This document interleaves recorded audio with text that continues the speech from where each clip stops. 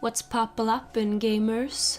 Today we will be talking about item cards, what they are, how they work, and how you can potentially use them. So items are, unlike spell, creature and improvement cards, not drawn from your deck and not played using mana. Instead, you buy them during the shopping phase with gold acquired from killing heroes and creeps, and then play them during the action phase.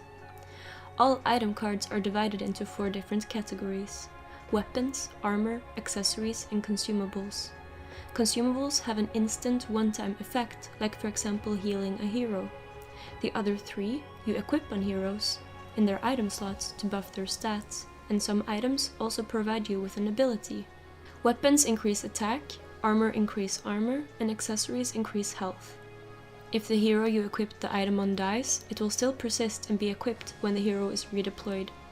If you put a new item in the same slot where you already have one, it replaces the old one and you don't get it back to your hand. When you play Artifact, you decide 5 heroes and have 40 or more spells, creature or signature cards in your deck, but you also have a separate deck with 9 item cards. Like mentioned earlier, the items will not be drawn onto your hand like the other cards, instead you buy them during the shopping phase. Here you get 3 different options: 1 item from your item deck, 1 item from the secret shop, and 1 consumable. The last 2 are the same for both players.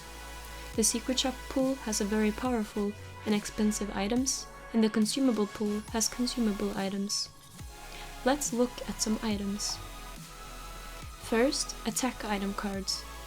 So you have the simplest one, Short Sword. Cheap, but also not too high stat buff. Then we have the Stonehall Pike, which I think is Legion Commander's sword. It initially gives 2 attack like Short Sword, but then for every round, the equipped hero gets another 1 attack, so it will be good for a tanky hero. The Red Mist Maul is quite expensive, but it gives insane siege damage. Siege damage only works against tower, so you want to equip this on someone directly attacking a tower. This combined with black cards such as Sorlakan would be really powerful. The Blink Dagger also has +2 attack, but also a 2 cooldown ability which lets the hero move between lanes. The Apotheosis Blade is ridiculously expensive, but equally ridiculously powerful. If the equipped hero is in front of another hero, the opposing hero will lose all of its items. It also condemns improvement, and both of these with only 1 round cooldown. Armor items I think are really powerful, because armor reduces damage taken. Leather armor provides 1 armor, which at a 3 gold price is pretty good. However, I would rather save the gold for the Shield of Basilius. It has double the armor, but it gives +1 armor to the units next to the equipped hero. I assume this includes creeps and creatures. Creeps and creatures can't have items equipped, so this is a good way to buff them too. The Keenfolk plate is interesting because it increases armor depending on how many are attacking the equipped hero. This means the more people attack your hero, the higher armor it will have. This combined with Berserker's Call on a Bristleback would give him insane armor. However, like Chris from the Artifact Discord has pointed out, a sweet spot for armor is 2. With 2 armor, creeps can't hurt your hero unless buffed, and with armor being so expensive, it might be better to put more money into the other stats. 2 armor, then get more health, for example.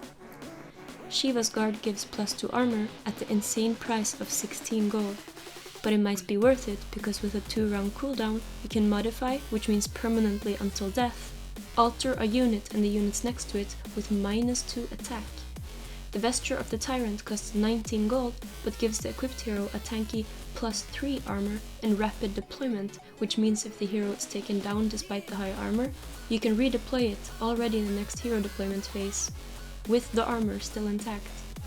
On top of this, the tower and the equipped hero's lane also get +3 armor, which is crazy good.